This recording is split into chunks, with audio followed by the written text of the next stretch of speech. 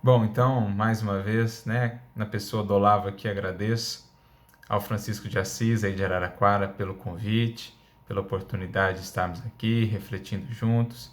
Agradeço a Jesus, que Ele possa nos inspirar a todos e que, unidos pelos laços aí do coração, possamos compartilhar e nos enriquecer mutuamente de amor, de fraternidade, de luz, de inspiração para a nossa caminhada. É com esse intuito que aqui estamos, rogando realmente ao Mestre para que nos abençoe, para que ao sairmos desses momentos de reflexão, possamos, cada um de nós, estarmos mais fortalecidos para a caminhada. E hoje nós vamos tratar aí de um tema interessante, até de certo modo singular, né, pelo título que nos propusemos. O título é Pontos Mortos, que vai estar aí associado a uma mensagem do espírito Sheila, que se encontra no livro Passos da Vida, capítulo 28, psicografia de Francisco Cândido Xavier. Mensagem esta que traz uma reflexão que julgamos muito importante, muito pertinente para a nossa saúde, para o nosso equilíbrio interior. Refletirmos, então, a partir da doutrina espírita, a partir do Evangelho, a partir do conhecimento do ser espiritual que somos, né, do melhor entendimento do nosso mundo interior, dos nossos sentimentos, podemos entender como poderemos, de fato, criar um estado tal de harmonia, de equilíbrio interior, para que venhamos a ser, nas mãos dos bons espíritos, do Cristo, instrumentos de cocriação também do bem, do amor e da luz, onde quer que estejamos. Então, esse título muito singular foi daí extraído dessa mensagem, que será utilizada por nós como fio condutor da nossa reflexão nesta noite. Mas antes, julgamos ser importante trazer aqui algumas conceituações para que a gente possa ir para a mensagem com mais, digamos assim, com mais bases, né? Com alguns entendimentos que consideramos aí fundamentais para que a gente possa realmente penetrar o sentido mais profundo, as lições que essa mensagem de Sheila vai nos trazer. E aí a gente vai lá ao livro Coragem, no capítulo 32, uma mensagem do benfeitor Emmanuel, intitulada Vida e Morte, em que Emmanuel, logo ao início da mensagem, traz para nós algumas reflexões ou conceituações muito importantes. Ele diz assim: vida é luz, doação, alegria, movimento. Morte é sombra, egoísmo, desalento e inércia. Então vejamos só que ele amplia aqui para nós a conceituação acerca da vida e da morte. Não mais presa agora, não mais apenas vinculada ao corpo físico, mas uma ideia mais transcendente, mais espiritual acerca da vida, acerca da morte. Vida, nessa nova visão que Emmanuel nos apresenta, será movimento, crescimento, progresso, dinâmica, fluxo. Ao passo que morte será egoísmo, cristalização, estagnação, inércia. Então a gente passa a captar esse sentido, que é um sentido muito importante para entendermos a mensagem que traremos de Sheila. Vida, movimento, progresso, né? Ascensão espiritual, esforço. Ao passo que morte, no sentido espiritual, representa aí estagnação, né? Cristalização, inércia, uma espécie de cativeiro às paixões, enfim, às ilusões. Então é importante a gente trazer essa conceituação, que vai ser complementada por uma outra definição, agora do espírito Abel Gomes, que está lá no livro Falando a Terra, um excelente livro do Chico, no capítulo 11, em que Abel Gomes vai definir a vida para nós como sendo uma corrente sagrada de elos perfeitos, do campo subatômico até Deus. Então, olha só como ele define vida. Uma corrente sagrada de elos perfeitos, do campo subatômico até Deus. Então, lembra uma outra definição também de Emmanuel, no livro Pensamento e Vida, no capítulo 3, quando ele diz que da glória divina às balizas subatômicas, o universo pode ser definido como uma cadeia de vidas que se entrosam na grande vida aí maiúsculo, a definir a vida divina. Então, o conceito de Emmanuel, o conceito de Abel Gomes aqui estão muito próximos, né? A vida como esse conjunto de elos, de conexões, de interações. E, claro, cada um de nós inserido nessa vida, nessa dinâmica universal, somos convidados a ser elementos que permitem esse fluxo harmonioso das forças divinas, das forças mais nobres da vida, o bem, a luz, o amor. Então, voltando à definição de Abel Gomes, né, um conjunto, né, sagrado aí de correntes sagradas, né, formado por elos perfeitos que, diz ele, se nós, por impenitência ou por invigilância, viermos a desestabilizar, a dilacerar esses elos perfeitos, essa harmonia, seremos convidados a despender força, habilidade e tempo no devido reajuste. Então, que bacana essa definição, né? Que visão mais abrangente acerca do que é a vida, essa grande vida em que estamos inseridos. Vida é troca, vida é fluxo. E para que possamos cada vez mais usufruir da vida em sua plenitude, somos convidados a nos integrar a essas trocas, né? A essas correntes sagradas, a esses elos divinos, permitindo que as forças maiores, mais nobres da vida possam nos utilizar. Nos fazermos aí vasos que venham a transportar, né, no coração, na mente, as forças, a substância divina do amor, do bem, da luz, da misericórdia, da indulgência. E, naturalmente, se isso é a definição de vida, né, esse conjunto sagrado de elos perfeitos, a morte, tomando por base essa definição aí de Abel Gomes, será quando nós fugimos, então, dessas correntes, dessas trocas, desse fluxo, quando nos fechamos em nós mesmos, apenas no eu, no meu, para mim, no egoísmo, no orgulho, quando nos cristalizamos em torno de uma mágoa, em torno de um ressentimento, quando cedemos, né, nos deixamos aí aprisionar pelo ódio, pela agressividade, pela revolta, nesse processo nós estaremos então fugindo desse fluxo divino da vida. Né? Já dizia lá atrás um grande pensador oriental, Rumi, né? Que nós em verdade não buscamos o amor, é o amor quem nos busca. Né? Na verdade, mais do que buscar o amor, precisamos encontrar em nós as barreiras que impedem esse amor de fluir. Então, essa é a ideia de vida que nos foi aqui apresentada tanto por Emmanuel como também por Abel Gomes nessa sua definição. Então, feitas essas considerações, né, trazido esse novo entendimento acerca da vida e acerca da morte em sentido espiritual, a gente pode então penetrar nesse texto que mencionei da Sheila, intitulado justamente Pontos Mortos.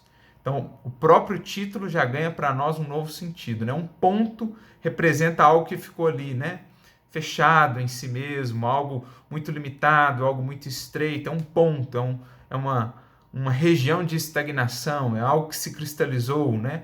Não é algo que flui, não é algo que está em movimento, não é uma reta, né? Não é uma curva, é um ponto. Então, é algo limitado, é algo fechado. Um ponto morto, ou pontos mortos. É aquilo que estagnou, é aquilo que se cristalizou.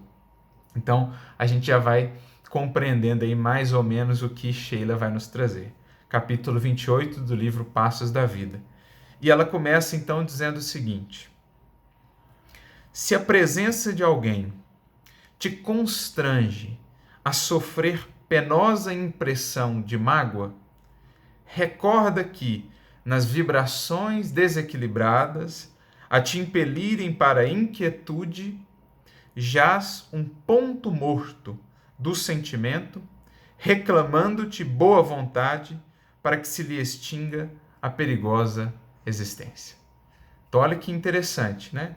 Se a presença de alguém nos constrange aí a sofrer uma penosa impressão de mágoa, né? Se ela cria para nós essa sensação de perturbação, de desequilíbrio interior, em algum lugar aí do nosso sentimento existe um ponto morto, existe um aspecto ali, uma ferida do nosso sentimento que, quando acionada por essa pessoa que se aproxima, por essa pessoa, né, com alguém aí com quem a gente conviva, aquilo gera uma série de perturbações, aquilo gera uma série de desequilíbrios íntimos. Por quê?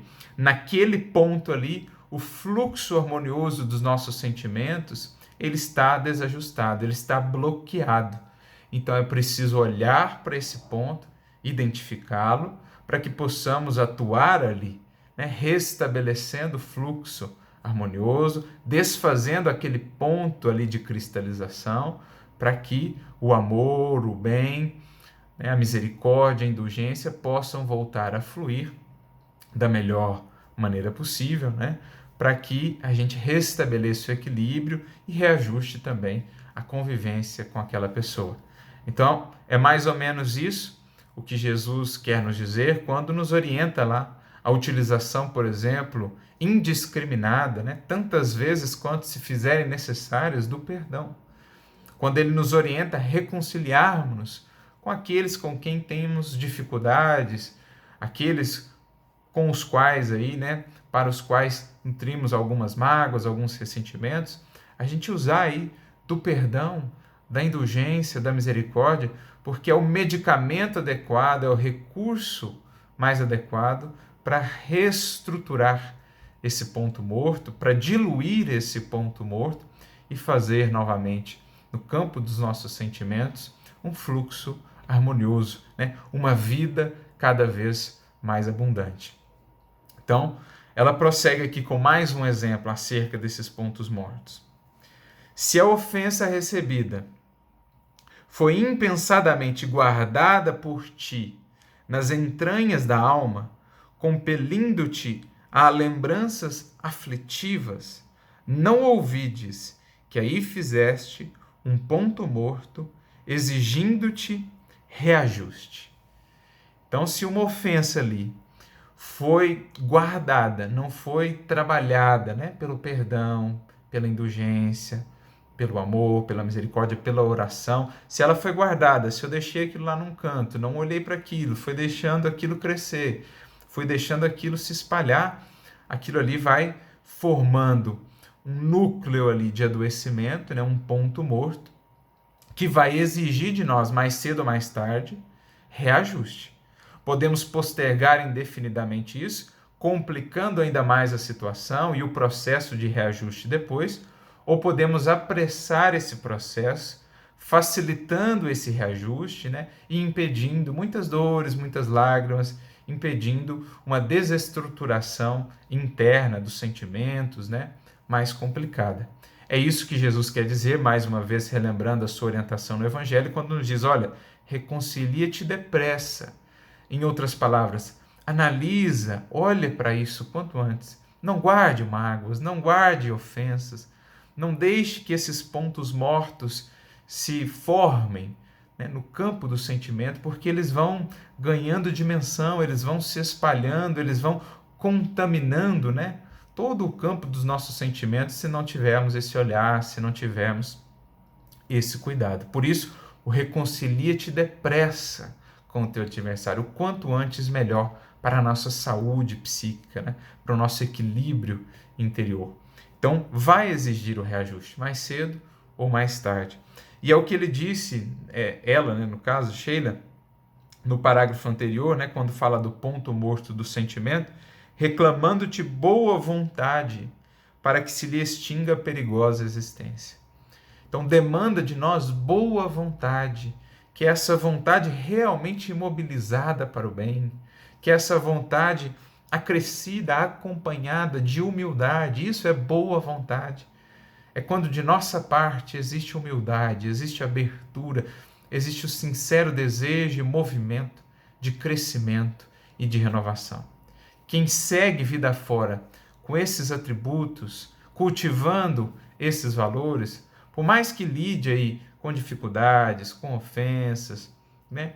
Por mais que tenha aspectos da convivência que por vezes o firam, causem dor, causem aflição, ele logo consegue trabalhar isso, porque ele não deixa isso se aprofundar muito, criar raízes muito profundas, porque existe boa vontade, existe sincero desejo de se fazer melhor e de progredir. Mas aí ela prossegue no próximo parágrafo dizendo: se a aversão te vence a tranquilidade, ante a voz de um companheiro que se te apresenta menos simpático, aí surpreendes um ponto morto do passado, esperando por teu esforço na plantação da simpatia.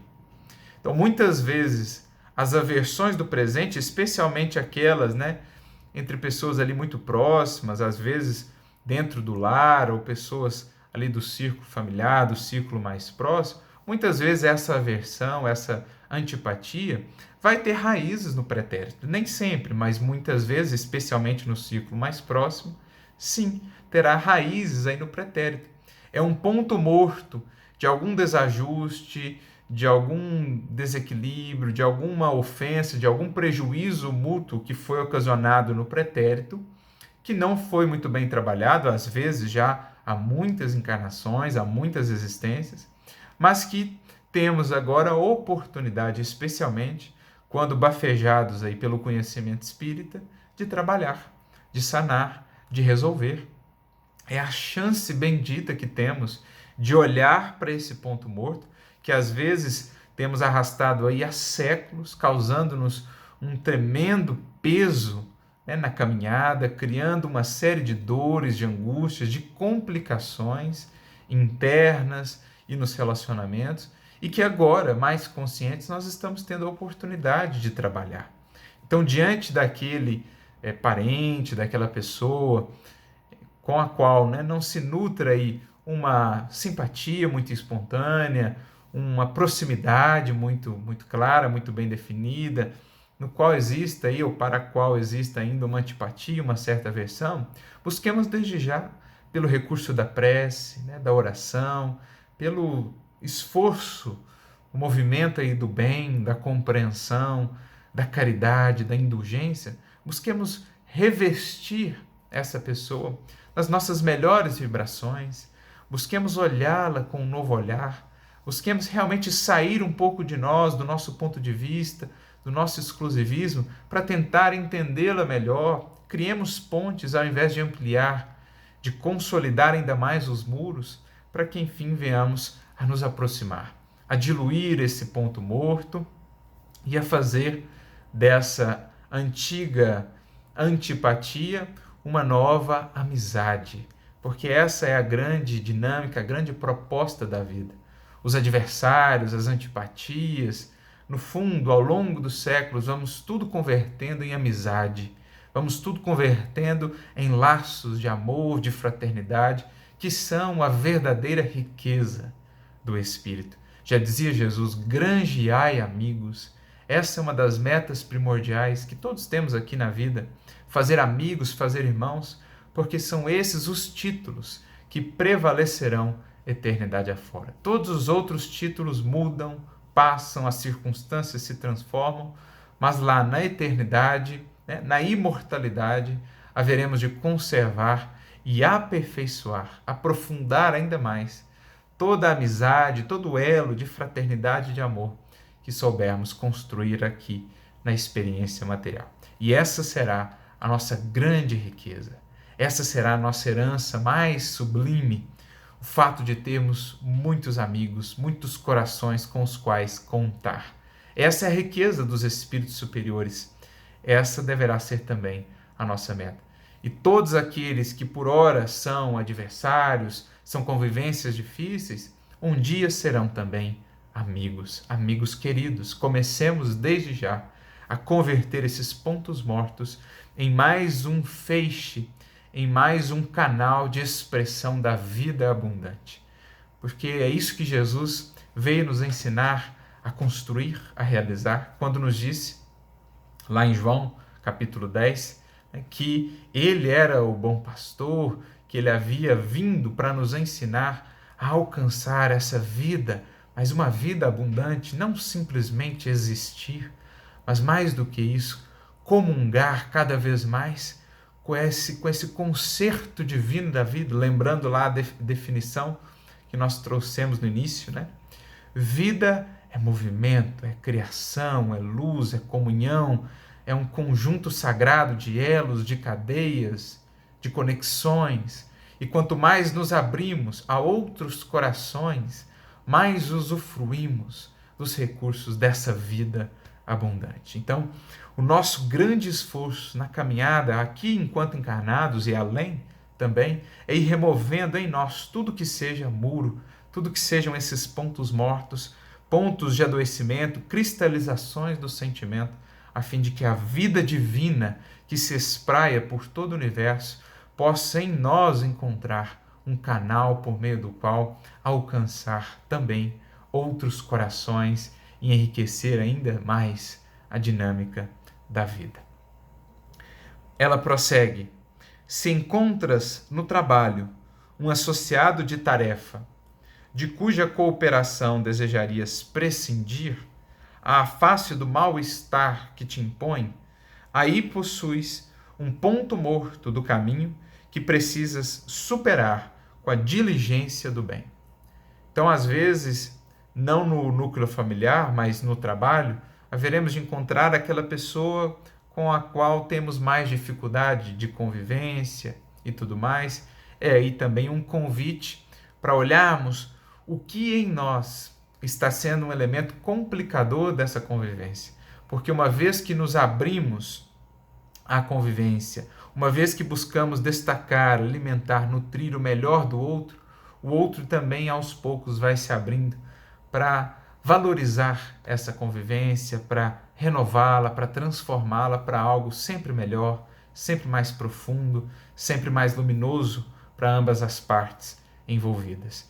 Então, identificando o ponto morto em nós, identificando o que de nossa parte está criando complicações nesse processo de interação, automaticamente estamos convidando, sugestionando o outro também a olhar para si, a olhar para os seus pontos mortos, para que ambos, renovando-se internamente, possam também renovar a relação. Mas esse processo, mais uma vez, destaca aqui Sheila, pede de nós diligência no bem. Então a gente já viu boa vontade, a gente já viu a importância desse aspecto de olhar com humildade, com abertura para esses pontos mortos, e a importância também da diligência no bem. Então, quanto mais investimos no bem, em toda parte, mais o bem se torna um caminho mais natural, mais espontâneo para nós. Mais podemos contar com a força do bem a nos sustentar no processo nem sempre muito fácil de identificar e de superar esses pontos mortos. A gente vai sendo levado mesmo por essa própria força, essa inércia, esse movimento inicial do bem, uma vez que nós estamos já nessa diligência, nesse processo, o bem vai multiplicando as nossas forças para que possamos nos superar, auxiliando também outras pessoas no processo. Se alguém te penetrou a família em condições que te atormentam, suscitando-te pensamentos de animosidade, é que a bagagem de circunstâncias que trazes de passadas reencarnações aí te oferece um ponto morto, solicitando-te suprimi-lo com aplicações de tolerância em auxílio de ti mesmo. Então, aplicações de tolerância. Então, a tolerância como um medicamento, como uma pomada, como um fármaco aí que é aplicado diariamente àquele ponto morto, àquela ferida do nosso sentimento, da nossa alma, aquilo vai cicatrizando, aquilo vai sendo renovado. Se em teu círculo de fé surge um irmão de ideal com quem te desarmonizas, testando-te, às vezes, a abandonar os mais preciosos deveres para com os desígnios superiores que te presidem a tarefa, convence-te de que aí formaste um ponto morto que é preciso afastar em teus exercícios de fidelidade aos compromissos assumidos. Então, olha só, às vezes até no nosso círculo de fé, lá no centro espírita, na igreja, no templo, enfim, alguém com quem ali não nos identificamos muito nas ideias, nas perspectivas, nos pontos de vista, e que, se a gente não estiver muito atento, pode criar uma tal insatisfação interior, um tal desalento, que inclusive pode nos levar ao afastamento do trabalho. Não, é preciso entender ali como uma grande escola de fraternidade, em que poderemos até ter visões diferentes, mas somos convidados a exercitar a fraternidade, a nos vermos e a vivermos como irmãos de fato, para que então, conjugando o melhor de cada parte, o resultado seja o mais proveitoso possível para a causa, que está sempre acima das nossas causas muito particularistas, dos nossos pontos de vista, muitas vezes muito limitados, muito restritos. Então é aprender realmente a conviver. Mas como ele diz, né? Exercícios de fidelidade aos compromissos assumidos. Então Sheila nos diz aqui que para a gente manter esse foco, para a gente manter o equilíbrio interno, para mantermos ali no trabalho, ativos, nós precisamos exercitar essa fidelidade, essa consciência do que nos cabe ali realizar. Então ela trouxe alguns exemplos para nós, em vários campos, tanto no campo profissional, no trabalho, né? No campo de fé, na família, no núcleo familiar, ou uma pessoa da nossa convivência, enfim, vários campos onde nós podemos desenvolver ali pontos mortos se não estivermos muito atentos ao nosso sentimento, ao cuidado com o nosso mundo interior. Por isso ela diz: ninguém na Terra permanece imune contra semelhantes núcleos de provação. Ora, todos que estamos aqui na Terra, se estamos aqui ainda, né, no mundo de provas e expiações, é que estamos ainda suscetíveis e trazemos já esses pontos mortos e suscetíveis de formar novos ou de alimentar já os antigos, mas também suscetíveis e convidados a renovar aqueles que já trazemos e adotar uma postura profilática, preventiva, que nos impeça aí a formação de novos pontos mortos. E é por isso, no fundo, que buscamos o Evangelho do Cristo, que buscamos na doutrina espírita e quanto Evangelho redivivo, esses recursos de aprendizado moral, essas posturas internas que nos cabe cultivar, para que venhamos tanto a sanar os pontos mortos que já trazemos, como a impedir a formação de outros pontos mortos. Então são processos internos do nosso sentimento de cristalização, de morte espiritual, de estagnação, que precisarão ser olhados. São núcleos que eles se formam, que se não trabalhados prontamente, vão crescendo e vão, digamos assim, endurecendo o nosso coração, vão criando ali pontos que vão, digamos assim, enrijecendo as fibras do nosso coração e atrapalhando a nossa atuação em outras áreas, às vezes não tão associadas com aquela onde surgiu ali aquele ponto morto. Isso vai atrapalhando a nossa vivência como um todo, vai prejudicando o nosso equilíbrio interno como um todo, a nossa saúde psíquica, a nossa saúde espiritual. Nesse sentido, me recordo inclusive de uma fala de Jesus, que na verdade ele traz do profeta Isaías, é uma fala que está em Mateus 13:15, que recupera uma fala de Isaías, capítulo 6, versículo 10, quando o Cristo e o profeta Isaías falam ali daqueles com o coração endurecido, né? Jesus diz assim: e eles têm o coração endurecido e ouviram de mau grado com seus ouvidos e fecharam os olhos para que não vejam com os olhos, ouçam com os ouvidos, compreendam com o coração e se convertam e eu os cure. Então, o que Jesus está descrevendo para nós? Ele está falando desses pontos mortos, desses pontos de endurecimento do coração, que vão levando a criatura a se fixar em torno daquilo e a comprometer a sua percepção da vida, dos outros, né? É o que Jesus está simbolizando ali por e fecharam os olhos e ouviram de mau grado, ou seja, ele está tão centralizado, tão fixado naquele ponto morto ali, naquele adoecimento, aquilo passou a ocupar uma posição tão central ali na sua vida íntima, no campo dos seus sentimentos, que ele prejudica tudo mais, a sua convivência, a sua interação com o mundo, enfim, a sua saúde, a sua estrutura psíquica como um todo. Por isso Jesus diz, né, os seus ouvidos se fecharam, os seus olhos se fecharam, e eles não estão abertos a essa conversão, ou seja, esse processo de renovação e de cura pelo Cristo, porque estão cerrados nesse coração endurecido, como uma tartaruga, por exemplo, né, que fechando-se tanto em si mesma, esconde-se ali no seu casco, se fecha para o mundo ao seu redor, para as outras pessoas, e fica ali curtindo, né, alimentando, nutrindo as suas mágoas, esses adoecimentos, o ódio, os processos de vingança, mesmo aqui enquanto encarnados, e às vezes em desencarnando a criatura se prende a esses processos por séculos, na forma aí de processos obsessivos, de processos de profunda aflição no mundo espiritual. São os espíritos que comparecem aí na reunião mediúnica, depois na forma de obsessores, de fascinadores, ou de espíritos obsidiados, em processos muito complicados no mundo espiritual. Por quê? Se fecharam nesses pontos mortos, endureceram ali o coração, o sentimento, cristalizaram ali e com isso prejudicaram-se a si mesmos, né? Em casos extremos, inclusive, de fixação mental, como André Luiz vai dizer, chegam eles àquele processo de ovoidização, como André Luiz descreve melhor lá no capítulo 12, por exemplo, de Evolução em Dois Mundos, ou no livro Libertação. O que são aqueles indivíduos que chegaram àquela desestruturação perispiritual, né? Formando ali os ovoides?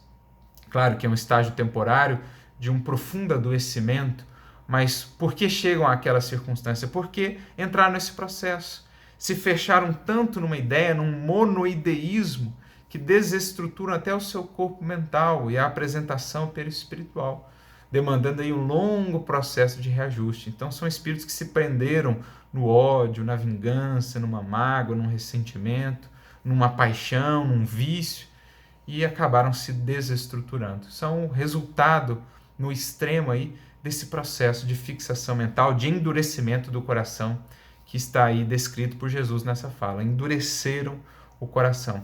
Como a gente vê também lá no Livro dos Espíritos, na questão 997, por exemplo, quando Kardec fala de espíritos que já têm até uma bagagem de esclarecimento, de instrução, mas que permanecem assim profundamente endurecidos aos conselhos, ao amparo dos bons espíritos ou ao amparo de uma reunião mediúnica. E ele pergunta o porquê disso, e os espíritos então lhe respondem que são aqueles espíritos que, impelidos pelo orgulho, se revoltam contra Deus, se prendem ainda mais aí aos seus desvarios e chegam até a exagerá-los, ou seja, a cultivá-los, a nutri-los, a alimentá-los, e entram nesses processos complicados, mesmo após a desencarnação, processos que por vezes duram por muitos séculos. Então, daí a importância de o quanto antes identificar esses pontos mortos, para que eles não se tornem aí um ponto em torno do qual venhamos a fixar o nosso pensamento, a nossa mente, chegando nesses processos mais graves. Aliás, vale aqui recordar um exemplo que é trazido para nós, que está lá no livro Nos Domínios da Mediunidade, no capítulo 25, cujo título é Em Torno da Fixação Mental. Nós temos ali André Luiz e Hilário, né, aprendendo com Aulus, que é o benfeitor que orienta André Luiz ao longo dessa obra, Nos Domínios da Mediunidade. E eles estão falando ali de processos obsessivos, graves, de fascinações.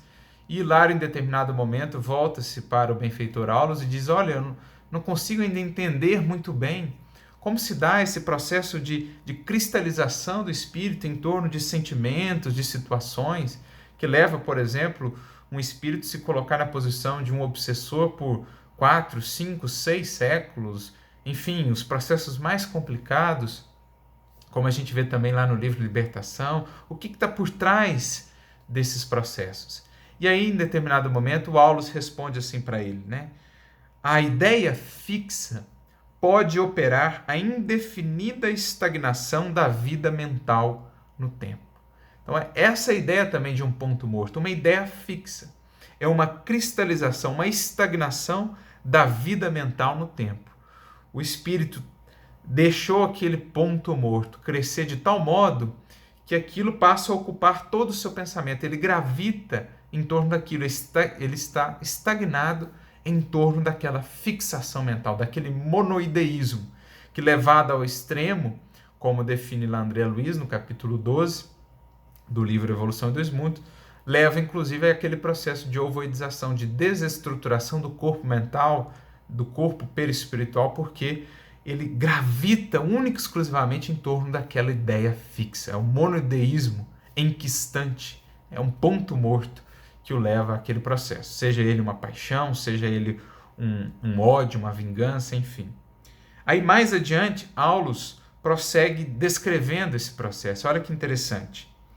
É que o tempo, para nós, é sempre aquilo que dele fizermos. Para melhor compreensão do assunto, lembremos de que as horas são invariáveis no relógio, mas não são sempre as mesmas em nossa mente. Então, nós temos aí o tempo cronológico, mas o tempo é também, antes, né, de mais nada, profundamente psicológico. A gente percebe isso nas nossas próprias vidas. Quando, por exemplo, estamos fazendo algo que nos é muito agradável, o tempo parece voar, passar muito rápido, ou quando estamos envolvidos com algo que não nos seja assim muito agradável, o tempo parece muito lento, muito demorado.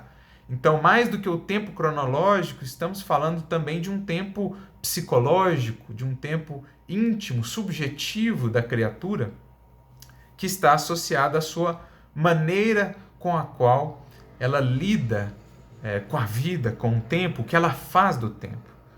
Por isso, ele prossegue: quando felizes, não tomamos conhecimento dos minutos, satisfazendo aos nossos ideais ou interesses mais íntimos, os dias voam céleres, ao passo que, em companhia do sofrimento e da apreensão, temos a ideia de que o tempo está inexoravelmente parado. Então, quando a gente está fazendo com amor, fazendo com alegria e tal, a gente tem essa ideia então de velocidade, de movimento, de fluxo, de vida. Por outro lado, quando a gente está no tédio, na tristeza, na revolta, na angústia, a gente tem essa sensação de lentidão, de estagnação, de morte em sentido espiritual, que é os conceitos que nós trabalhamos lá logo ao início. Por isso, ele continua: e quando não nos esforçamos por superar a câmara lenta da angústia, a ideia aflitiva ou obcecante nos corrói a vida mental, levando-nos à fixação. Então, quando a gente não faz esforços por meio da vontade, por meio do perdão, do bem, do amor, para superar essa estagnação, essa lentidão da angústia, da mágoa, da revolta, essa ideia ela vai corroendo, né? Essa ideia aflitiva ou obcecante vai corroendo a nossa vida mental e vai nos levando a essa fixação em torno de uma ideia, em torno de um ponto. É um ponto morto que vai ganhando dimensão, que vai ganhando espaço, né? Força dentro de nós e, digamos assim, endurecendo, vai criando dificuldade para todo o nosso mecanismo interno, como uma engrenagem ali enferrujada, né, comprometida, que vai travando todo o sistema, todo o mecanismo de funcionamento do nosso relógio interior, vamos dizer assim.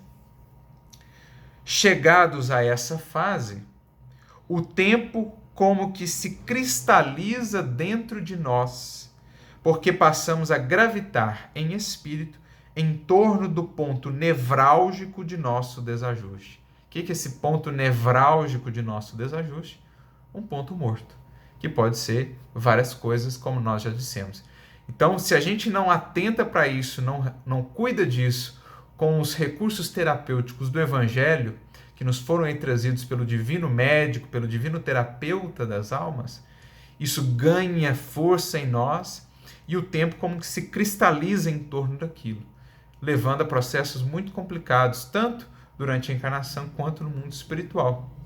Processos lá no mundo espiritual, por exemplo, que muitas vezes só vão encontrar um reajuste mais adequado no processo reencarnatório. Aliás, Aulus trata disso nesse capítulo, André Luiz também no capítulo 12, da Evolução em Dois Mundos. No caso, por exemplo, de ovoidização ou de um profundo processo de fixação mental, muitas vezes só a reencarnação vai ser terapêutica mais propícia, aí porque vai dinamizar de novo o pensamento do indivíduo, né? Quando bafejado, amparado aí pelo esquecimento temporário, com as novas demandas da vida, da dinâmica da nova existência, o espírito volta a ocupar sua mente com outras coisas e consegue desfazer um pouco aquele ponto morto, né? Aquele ponto de estagnação no seu sentimento, no seu mundo interior. E aí ele continua: qualquer grande perturbação interior, chame-se paixão ou desânimo, crueldade ou vingança, ciúme ou desespero, pode imobilizar-nos por tempo indefinível em suas malhas de sombra.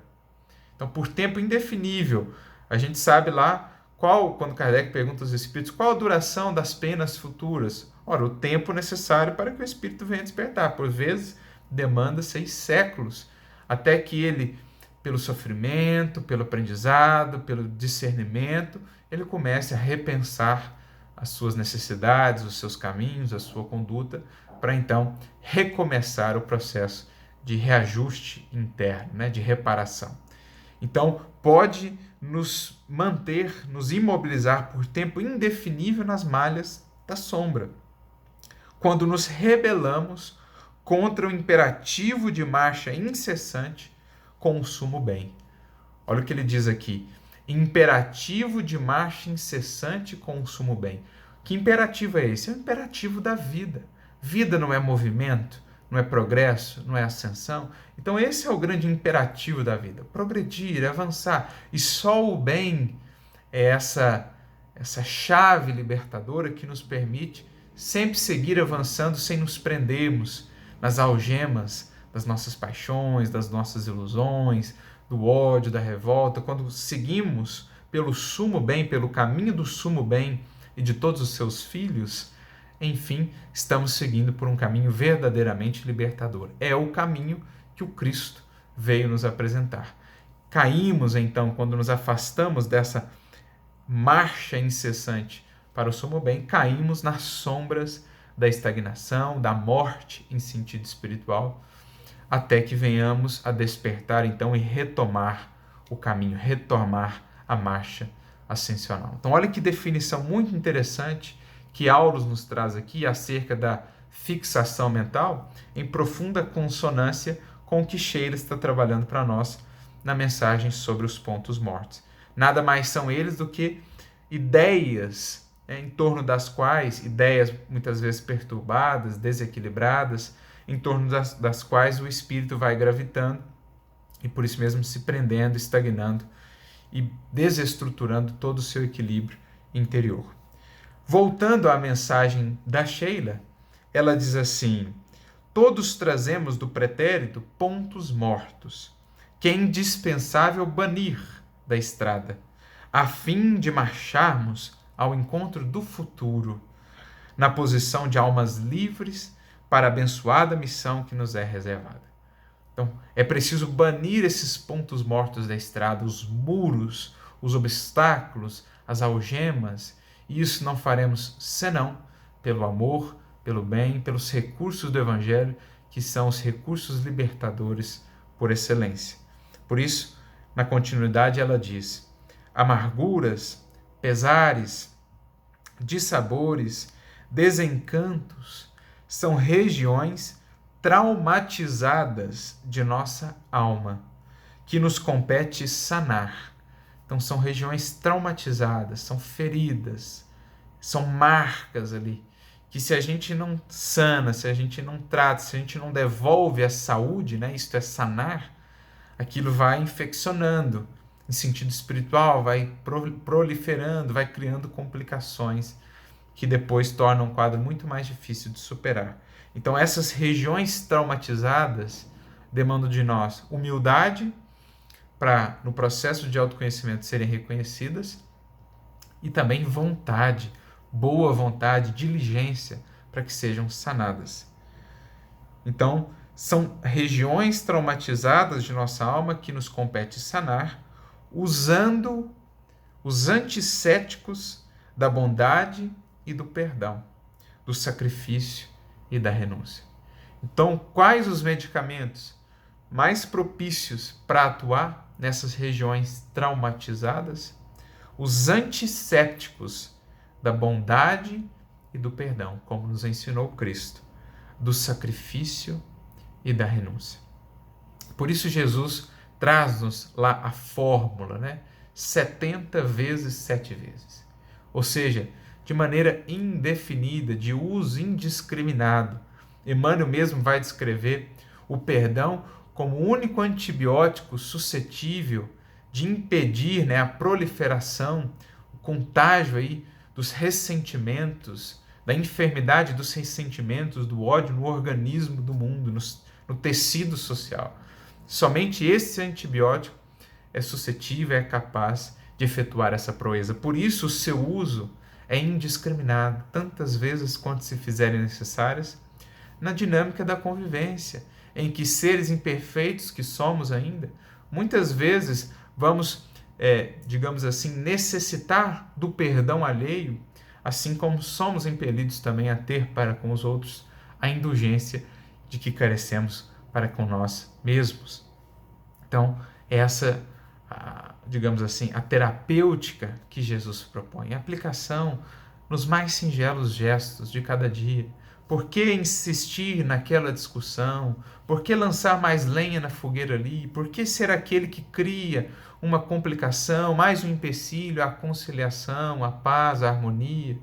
Por que, ao invés de aplicar o medicamento ali do amor, envolver aquilo, né, naquele curativo da misericórdia e da indulgência, por que ir lá enfiar na ferida do outro a faca ali das nossas palavras ferinas, da nossa dureza de coração, para criar ainda mais complicações, para ampliar ainda mais as dores de todas as partes envolvidas?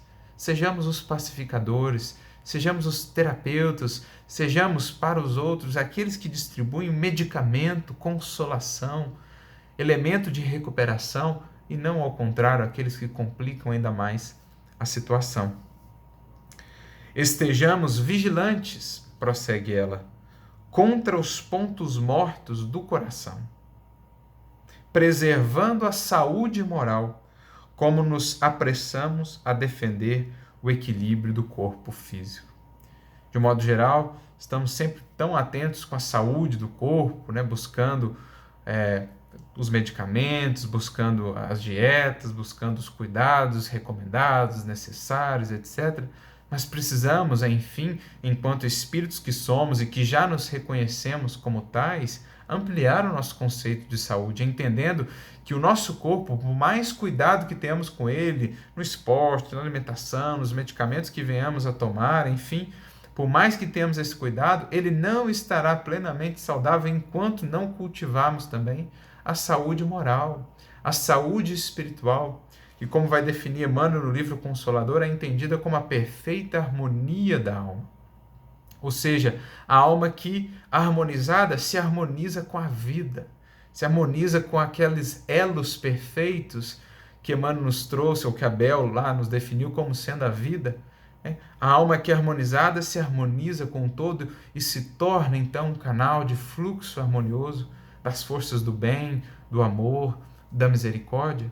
Enquanto assim não fizermos, enquanto não buscarmos também essa saúde moral, em vão gastaremos recursos e mais recursos para a manutenção da saúde do corpo, porque ele estará sofrendo os choques, os conflitos da desarmonia espiritual, da desarmonia das emoções, dos sentimentos que impactam naturalmente no corpo, que somatizam. Basta lembrar Emmanuel, mais uma vez, no capítulo Enfermidade, no livro Pensamento e Vida, quando ele faz para nós uma comparação sobre o que seria aí cultivar, né, emoções perturbadoras. Seria como que martelar as engrenagens sensíveis de um mecanismo ali, sensível também, né, de uma máquina ali sensível. Quando a gente cultiva emoções perturbadoras, é como se estivéssemos, diz Emmanuel, martelando os mecanismos, as peças dessa máquina e prejudicando todo o seu funcionamento, assim com o nosso corpo, quando nós cultivamos essas emoções perturbadoras. Então é imprescindível também saibamos buscar cultivar saúde moral. E saúde moral nós a temos com o divino médico das almas, com Cristo. É investir dia a dia em mais amor, em mais serviço, em mais misericórdia, que são processos, que são forças que resultam aí do nosso compromisso de nos aprofundarmos cada vez mais na relação com Cristo, de estreitarmos a vinculação do nosso coração ao coração dele, na medida em que criamos essa intimidade que nasce do autoconhecimento, que nasce da busca sincera na oração, no contato com o Divino Mestre dia a dia, os resultados disso são naturalmente mais reservas de amor e de bondade que poderemos então distribuir, doar aos nossos irmãos. Isso será construir e cultivar saúde moral. Ter no âmbito das relações sempre em pauta, sempre por meta, o referencial que nos foi dado, que é Jesus. E então, Sheila conclui para nós: rendamo-nos à serenidade e à paciência, no serviço infatigável do bem, com o Cristo de Deus, porque o Mestre da ressurreição é igualmente o grande médico da vida eterna, capaz de libertar-nos do jugo tiranizante da morte. Jesus mesmo já nos havia dito: eu sou a ressurreição e a vida. Em que sentido podemos entender essa fala dele? Um dos sentidos é justamente esse, que aquele que com ele segue está sempre nesse processo de ressurreição, ou seja, de renovação e de amplificação da vida, porque nunca se deixa estacionar, estagnar, cristalizar em torno de pontos mortos, a mágoa, o ressentimento, as paixões. Ele entrou nessa dinâmica do infatigável bem com Cristo de Deus, que lhe dá serenidade, que lhe dá paciência para lidar com os desafios da vida e da convivência, mas que o preenche também de forças, de reservas enormes com as quais ele possa superar todas as cristalizações internas e impedir a formação de quaisquer outros pontos mortos, para que então possa verdadeiramente se integrar à vida maior, à vida abundante, que aí está, oriunda de nosso Pai, envolve-nos a todos, a todo o universo. Essa vida é comunicada, ela é levada, e cabe a cada um de nós abrir o nosso campo interior, criar espaço em nós para podermos albergar cada vez mais essa vida.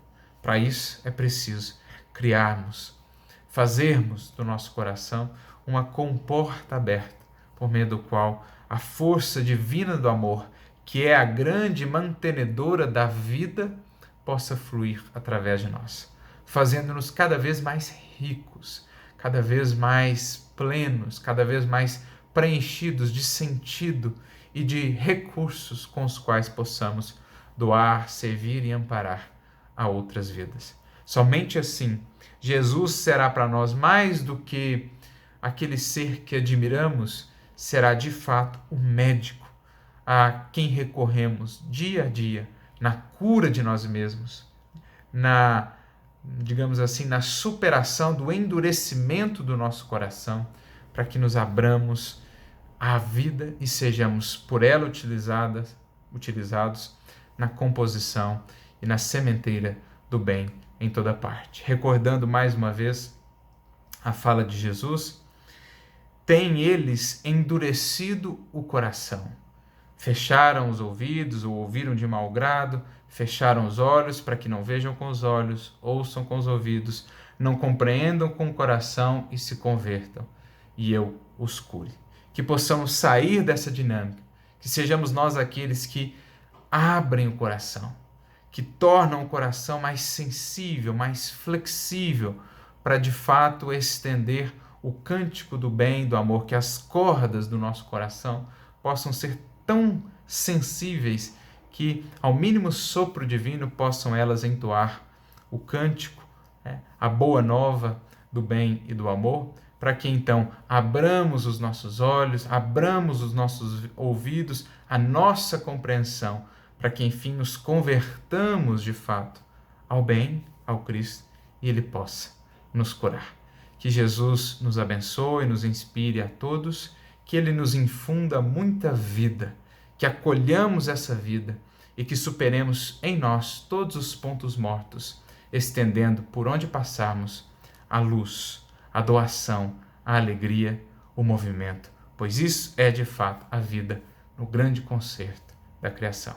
Deus nos abençoe a todos, muita luz, muita paz e muita vida abundante para cada um de vocês.